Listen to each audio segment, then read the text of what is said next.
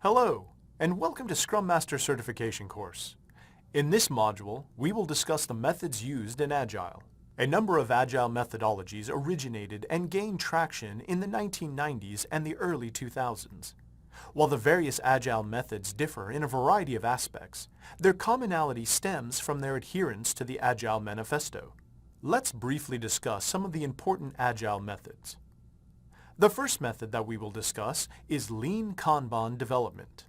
The Lean concept optimizes an organization's system to produce valuable results based on its resources, needs, and alternatives, while reducing waste.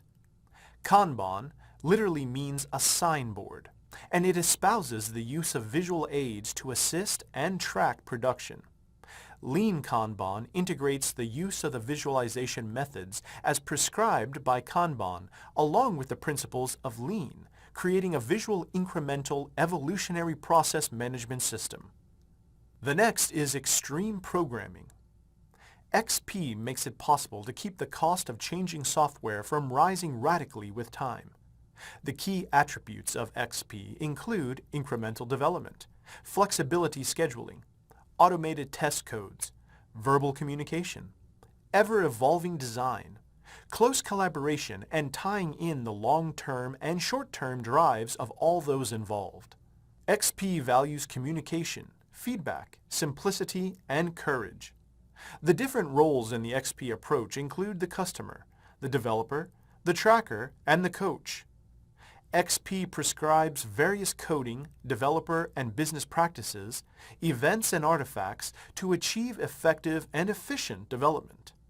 XP has been extensively adopted due to its well-defined engineering practices. The third method is Crystal methods. Crystal methods are intended to be people-centric, lightweight, and easy to adapt.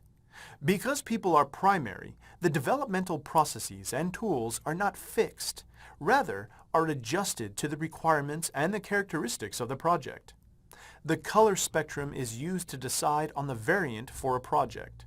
Factors such as comfort, discretionary money, essential money, and life play a vital role in determining the weight of the methodology, which is represented in various colors of spectrum. The crystal family is divided into crystal clear, crystal yellow, crystal orange web, crystal red, crystal maroon, crystal diamond, and crystal sapphire. All crystal methods have 4 roles: the executive sponsor, the lead designer, developers, and experienced users. Crystal methods recommend various strategies and techniques to achieve agility. A Crystal project cycle consists of chartering, delivering cycle, and wrap-up. The fourth method is Dynamic Systems Development Methods. DSDM sets quality and effort in terms of cost and time at the outset, and adjusts the project deliverables to meet the set criteria by prioritizing the deliverables into musts, shoulds, coulds, and won't-haves, or Moscow. DSDM is a system-oriented method with 6 distinct phases: pre-project phase, the feasibility phase, exploration and engineering phase, deployment phase, and benefit assessment phase. The fifth method is feature-driven development. FDD was devised by Jeff DeLuca in 1997 and operates on the principle of completing a project by breaking it down into small, client-valued functions that can be delivered in less than 2 weeks' time. FDD has 2 core principles. Software development is a human activity, and software development is a client-valued functionality.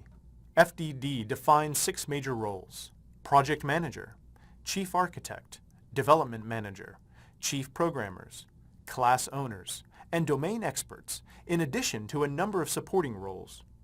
The FDD process is iterative and consists of developing an overall model, building a feature list before planning, designing and building. The sixth method is test-driven development. Test-driven development is a software development method that involves writing automated test code first and developing the least amount of code necessary to pass that test later. The entire project is broken down into small, client-valued features that need to be developed in the shortest possible development cycle. Based on clients' requirements and specifications, tests are written. The tests designed in the above stage are used to design and write the product code. TDD can be categorized into the following two levels. A TDD, acceptance TDD, requiring a distinct acceptance test, and D TDD, developer TDD, entails writing a single developer test. TDD has become popular because of the numerous advantages it offers, like rapid and reliable results, constant feedback, and reduced debugging time. The seventh method is adaptive software development. Adaptive software development grew out of rapid application development work by Jim Highsmith and Sam Bayer.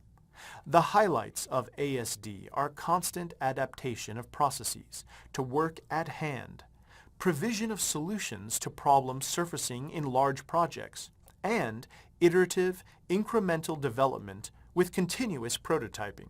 Being a risk-driven and change-tolerant development approach, ASD believes a plan cannot admit uncertainties and risks, as these two indicate a flawed and failed plan. ASD is feature-based and target-driven. The first phase of development in ASD is speculation, as opposed to planning in the other Agile methodologies, followed by collaborate and lean phases. The eighth method is Agile Unified Process. AUP is a simplified version of IBM's Rational Unified Process and was developed by Scott Ambler. AUP combines industry-tried and tested Agile techniques such as test-driven development, Agile modeling, and database refactoring to deliver working product of the best quality. AUP models its processes and techniques on the values of simplicity, agility, customizability, self-organization, independence of tools, and focus on high-value activities. The AUP principles and values are put into action in phases: inception, elaboration, construction, and transition. And the last Agile method that we will discuss is domain-driven design. Domain-driven design is an Agile development approach meant for handling complex designs along with evolving the overall project system. Domain can be defined as an area of activity to which the user applies a program or functionality.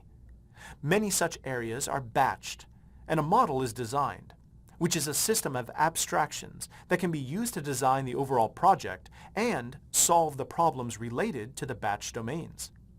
The core values of DDD include domain-oriented, model-driven design, ubiquitous language, and bounded context. In domain-driven design, ubiquitous language is established and the domain is modeled. Then design, development, and testing follow, refining and refactoring of the domain model till it is satisfactory. This brings us to the end of the module on Agile methods. Thank you for learning with us.